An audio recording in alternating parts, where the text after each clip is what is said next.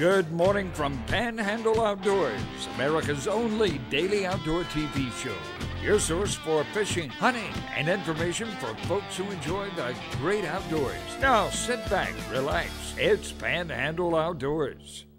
Good morning, folks. Welcome to Panhandle Outdoors. I'm Winston Chester. I'm so glad you're here this morning with us. We've got a great show lined up and all kind of good things to talk about. But first, let's get our weather brought to us by Haney Technical Center at the corner of Baldwin and Highway 77. High today, 53. Okay, I need to repeat that. High today, 53, and low's going to be down to 40. It's going to be typical weather. We needed some good cold weather, and we got it. So our water temperature is hanging in there at 64 degrees. Our river readings, take a look at this. This sort of caught people off guard, sort of like the storm did. The Apalachicola River at Bluntstown is at 19.6, so let's round it off to 20 foot. And it's going to stay there a couple of days if you look at the forecast. So you always be well aware of how high the Apalachicola River is and all the effects it's going to have. And the Choctawhatchee River, folks, it is up here at 14 foot, almost 14 foot, and that is really high for the Choctawhatchee River. So both rivers have a lot of water. And keep this in mind, I got a note from Larry Brown, lives over there in Bunker, and he's talking about how this Choctawhatchee River is really muddying up the bay down there. So it's going to be aware of that. If you're going to plan on getting fishing, you got to get away from all that river flow with all this high water. So keep that in mind as an outdoorsman. Our tide chart brought to us by Kent Forest Lawn. We mentioned this yesterday. We're in neap tides, not a lot of tidal movement today. And low tide was at 4:30, and high tide is going to be at 7:17 tonight. Let's take a break. We'll come back with our special guest. Welcome back, and look who's with us this morning, Ronnie Groom. Good morning, buddy. Hey, Ronnie. Good to see you this fine morning. Hey, it's good to be seen and good to have you on the show, and we sit here and talk about everything. And as you know, we're spending this week getting up with our sponsors and hearing their stories, and Ronnie and I have been talking since we walked in the door. There's so much to cover, but let's start from the beginning, when the storm was coming up. You've been here your whole life and all, and tell us what all you thought about it. Well, it's one of the worst things I've ever seen. You can't tell anybody how bad it was. It was really bad, but it's going to be better when it's all over and we get everything back going again. Yeah. You mentioned, and I mentioned this on the show earlier, a day or two ago, that we didn't get a real adequate warning as what we thought. Yeah, it's not even going to be a big storm, but it was a big storm. Yeah. And I heard this morning on the radio that they're going to probably classify it as a 5. I've heard that, and everybody's saying it's at least a 4.9, so we're rounding off to 5. 4.99. Yeah. Well, I got a kick out of there's always a bright side on every silver lining, every cloud, and all. And after the storm, like I say, went and checked on them and went down to see Ronnie. It must have been about the third day or something. And the door's open, and Ronnie's there, got the fans on, the door's open, and you sitting there. And we had a little water damage, but we were really blessed, and it's going to be better when we get through fixing up. But we're open and got everything going, and business has really been good. It's fascinating, isn't it? Yeah. It's the old downtown area, and you say that building is about how old? At least it's close to 100 years old, I imagine. Yeah, the old wooden buildings they built. This is fascinating because I have a similar situation of a good friend of mine in Port St. Joe that he had a real old house. And these old houses are made out of old wood.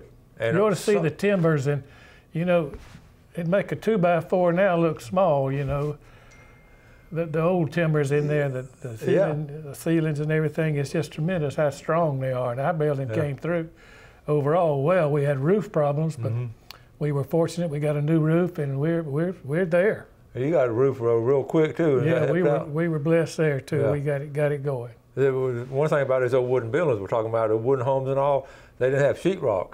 Right. So everybody like us, everybody gets the sheetrock and drywall wet, and it's over with, so you gut the house.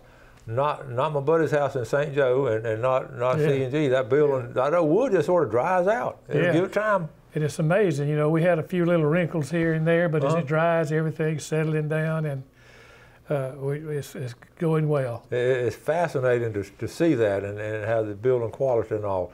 And we're talking about our churches and all. You go down to the First Methodist downtown. That's my church, yeah. Mm-hmm. And it's we had some serious problems there, but we got that gym we built that we use a lot. We're loaning it to the churches are using it, and we're using it, and we're going strong. In fact, crowds at church look larger now. I know. I got a tickle. You said you got about 3 different churches just rotating it. I mean, Yeah. using that gym and all. That's great and all. And I'm about ready for. I know it's a little early, but is y'all's kitchen still available down there? We got Wednesday night suppers going on. Do you really? Wednesday night. I was joking about it, but y'all really do then. Yes, sir. We got it going. That's good. Okay, as far as the equipment and the guns and everything down there, you got all those back in? And wow. Yeah, we had to take them out, till we got everything going good. But now we got all our guns back in. We got them up. We had a very few with damages on them, which we're doing, really good pricing on now. If it's got a spot on it, we cleaned them. We've cleaned all the guns twice. Oh, cool. Even though majority of them are under some kind of cover, in a showcase, or there was a little roof over them. So we were very fortunate there. That's good. And so all your other inventory and all, everything's in good shape? Yeah, we've had a little bit of water damage, but we got some special deals going. We got some sales going on some camouflage, and we got a lot of ammunition on one group ammunition at 25% off, trying to just get the stock down. And some of it the cartons might have got a little damp or something, so we sell them at 25% off. And we've got boots, a good sale on boots and everything. So just they need to come on down, and people, it amazes me, they're hunting now. You'd think everybody just quit, but we don't quit. We're going to get back there. We were talking about. I showed you a picture of my grandson Mason's big buck up there in Tennessee. And you were talking about a lot of your customers hunting. Illinois used to be the state everybody here went to bow hunt and gun hunt, but we have more customers now going to Kentucky than anywhere else. That's right below Illinois. It's closer, and that's just monster deer there. And Tennessee's the same way. Well, we were talking about it, and they were west of Nashville, so they're like 40-something miles south of the Kentucky border. So all that area right in there, southern Illinois, Kentucky, and western Tennessee, that geographically is a monster farming going on up there, and that's where you grow big deer is the food to eat. Yeah. So it's a great state, and everybody is getting more and more excited about it. And you can get some. I've got some friends that go up there that have been going to Kentucky for a long time, and every year they get some. Every year they get some trophy bucks out of there. Yeah. They got a lease, and they're staying at an old farmhouse. It's a great situation. I had a customer bring in a picture of a deer taken up in Kentucky, and we all estimated just looking at it was 34 inches inside. That's a monster. That's a monster. Yeah. that's a anywhere. Monster. Okay, we're going to take a break. We'll be right back with Ronnie.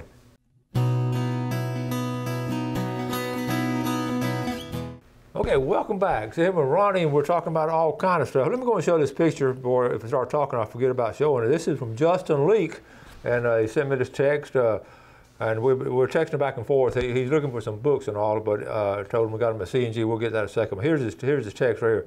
I don't get to hunt much now with both sons hunting, but I'm having more fun guiding them than pulling the trigger myself. My 7-year-old Jackson shot his first deer a few weeks ago. There's up there in Georgia. Over there, I think they're camped. I don't know if it's Georgia or Alabama, but they got a hunt lease up there. So, Justin Lee, congratulations! Glad you get to take those boys hunting and all. And a lot of people are enjoying just taking other people. The main pleasure I get out of hunting, and there's so many advantages to hunting and fishing, getting out in the woods. You get to enjoy it, you get away from everything. But I've learned that to take other people, kids, grandkids, and people that don't have a good place to hunt maybe, that's the real fun, the comradeship, being with your friends, good food, and really the killing of a deer is not that important anymore. No. I mean, I like to do it. I enjoy it. I love to meet, and I enjoy doing it. But I really love being with people and having a good time and just being out in the open. Yeah, that companionship. That's why I say when you go on a fishing trip offshore or whatever, or down to the river, or getting outdoors, going on a weekend hunt with people, with guys and girls that people you enjoy being around, it's just special. Now you mentioned we have something else happen to us in the storm. One of my biggest disappointments in the storm, freezer, we lost power 3 or 4 days and couldn't get a generator in there quick enough. So, in my freezer, my four basic food groups are, of course, deer meat, and then snapper, grouper, and tuna. Yeah, that's right. And then with some white acre peas. We lost all of that. Well, I mean, we lost a freezer full of stuff. I hated that because that's the only thing I freeze, but I love eating it during the winter time. That's right. So this winter I'm gonna be eating bolognas. I'll get bologna sandwiches. But you said the season opens again. That's right. I get some deer meat, but I don't know about my fish. Doggone it. What's going on? You lost your freezer too? Yeah, I lost the freezer and refrigerator, but my wife's tickled to death. She got a new one. Yeah, Gail's gonna get a new freezer. I'm trying to get it set up now, but we don't have anything to put in it. That's right. There's no need to buy it now. The vegetables aren't in. Okay, what else is going on now? We're talking about Christmas present, and we're going to get the book is down there, or we're going to bring something down there. Yeah. You always say every year. We've got books, yeah. Every year, that's a good present. Right. You know, that's something that's it's just a great thing to have, and we have some books down there that's local books, deer hunting and everything. Got some on diving. Diving, we got it. So those are great gifts to give, and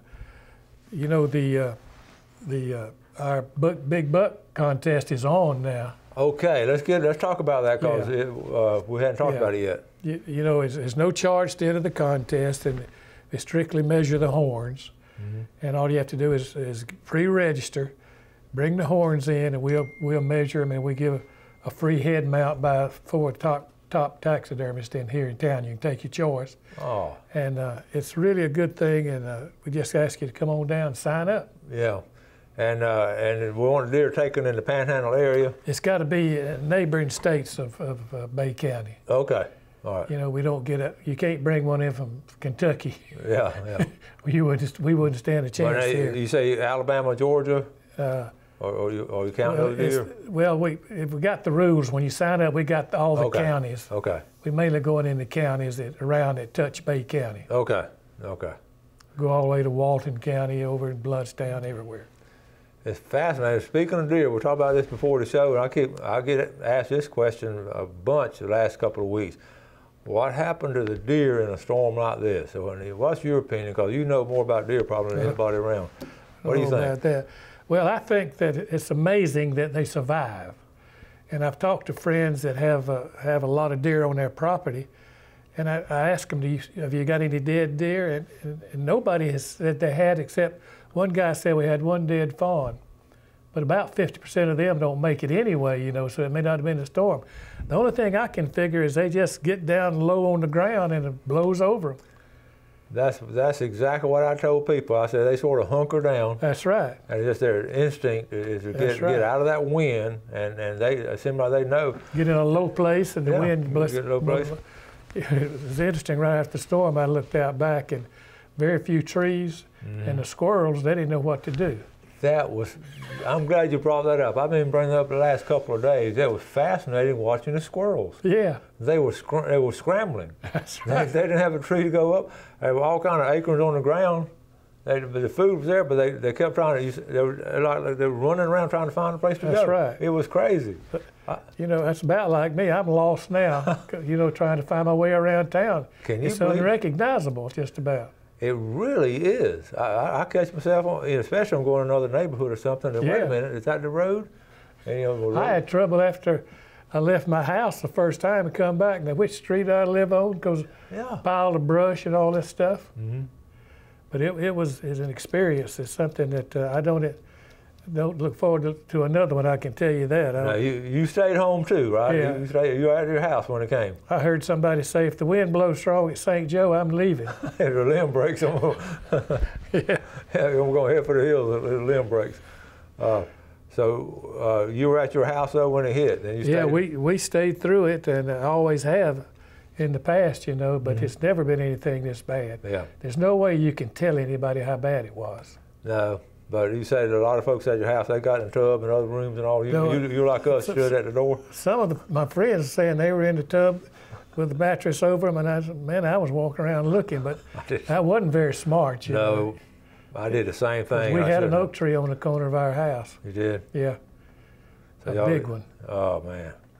So y'all got some water and all in the house? We got everything, and we were just blessed, and we're doing good and looking forward to coming back stronger and bigger than ever. That's the thing about it. It brought out so many good things too about neighbors and helping out and all. That's right. And the neighbors know each other now. I know it. And what's going to happen though? Christmas is sneaking up on us. That's right. We got to get out. I was thinking about this last night. I hadn't done any of my Christmas shopping. I know it. It's going to be here. Yeah. In a hurry. Okay. Let's take a final break. We'll come back and talk about it. Okay, welcome back. Glad you're with us. Let's take a look at our fishing game times today. Brought to us by Blue Water Outriggers. It's 10:18 to 12:18, middle of the day. Tonight, we're not going to 10:43 and 12:43, but the game will be moving around. Speaking of the game, what we talk about their game paths. I mean, with trees on their trails and all, and our trails, and they have to. They're as lost as we are, because there's trees down everywhere. I mean, it's just amazing how many trees are down, and they've got to get reoriented. But they have a tremendous survival capability, and they'll be there. The deer are there, but you may have to hunt them a little different. You may have a lot of open land, or you may not have any open land. And we've been on our little place that we hunt. We've been cutting trees, and boy, I've never seen so many bobcats in my life, and that's the handiest thing I've ever seen. Are they something else? I got a buddy that came in and helped us a little bit, and man, we're wearing out chainsaws, and it's a job, but we get it done. It's going to be better. Yeah. And you're right. I was telling you during the break, I went to my property. That's the last place I went was to go check my property, my 40 acres up there, and I can't hunt it. I'm gonna have to change my hunting. But if I shot a deer on the backside, I couldn't get a deer out. There's no way to get back there. And then we talked about the bicycle, that little bicycle you got down there. That bike, is going to be a tremendous way to get around in the woods because you can weave in and out, and the bike is going to revolutionize hunting like game cameras. It really is. Yeah, but we got to be careful out there now. A lot of these trees are going to continue falling, and it's really dangerous out there. Tree stands have been blown down, and people are putting them back up. Put new webbing on them to tighten them, and make sure don't use if it's a faulty tree stand, either fix it or do away with it. Yeah, it'd be a great time to get hurted. Right now, safety is of utmost importance. We got to really be careful. Yeah, that's something you brought up. I got 3, stands. They all blew over. I mean, blew over. One's got a tree on it. I got a little shooting house that was a little small kind of type. I don't even know where it is. I can't find it. Of course, I can't get around very much to look. But you need to get in there. And another thing is, there's so much chainsaw going on. Be careful with that chainsaw. I got a friend that had 12 stitches in his leg about 2 weeks ago for the chainsaw. Hit him on the leg, but just safety is so important right now. And even around your house and everywhere, there's obstacles, and just traveling down the streets now with all these logs and all laying side of the road. We just need to be very careful. That's true. I'm glad you brought up about that chainsaw, because what's going on? I caught myself doing the same thing. It's not like cutting firewood where you got to lay it down. You got stuff at different angles. So you're turning that chainsaw at a different angle. I did that the other day, and I had that chainsaw at a different angle, and I said, wait a minute, this ain't normal. Well, I remember several years ago when I was building my house, I was cutting a tree, and it was bent over. And I just cut through it, not knowing there was pressure on that thing bent over. I mean, a lot of energy. And that thing whopped up, hit me, and it was bad. It did? Yeah, wow. You really got to be careful. That's funny. I had the same situation. Those trees in my front yard down by the water. I had several. Of course, people came by almost every day wanting to cut the trees, for $8,000 and that kind of stuff. But I talked to them, and they were just trying to get a job and all. But 2 or 3 of them didn't want to mess with that tree, and they knew what they were doing. I said, I don't want to mess with that tree, because what you just said, the pressure and the angle, it's dangerous. My son's got a tree in his backyard. He's cut them all. He didn't have a bad problem, but he cut them all but one, and it broke out way up near the top.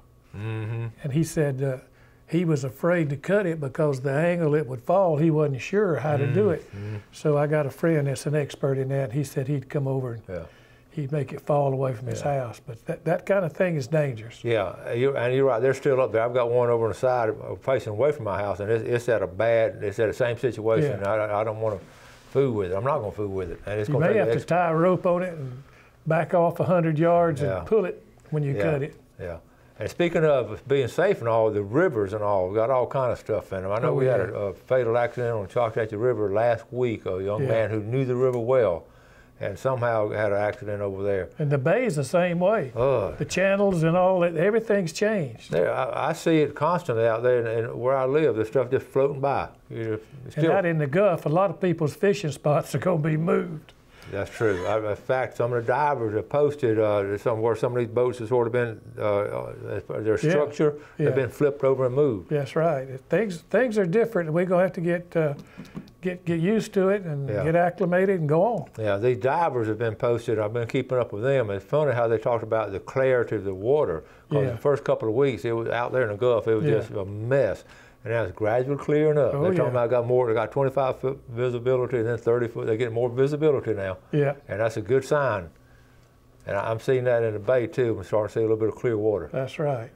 So there's a lot of wreckage out there. That's good for the fishing, but you better be careful. I know it's going to be a bonus coming up because this season they were protected. The fish, October, none of them got caught. So I think how many we're going to have next year. Well, even now, after a good storm, there's always a lot of fish in the bay and Gulf out there. It's time to go. Yeah, and so you were open. We're about ready to close out, but everything, your time is what? We're going. We invite people to come down and just visit with us. 8 to 5 or? 8:30 to 5:30. 8:30 to 5:30. Run down there and just check out that building. It withstood. It's been through Opal, and it's been through all the hurricanes for 100 years. Yeah, it's still there. Yeah, it's still there and strong. We don't build them like that anymore. We don't believe that. Look at all the houses that have been blown around, man. So thank you, Ronnie. Thank you, buddy. And y'all run by there, get your Christmas presents and all. And like I say, if Gail come there and say, "What does Winston want?"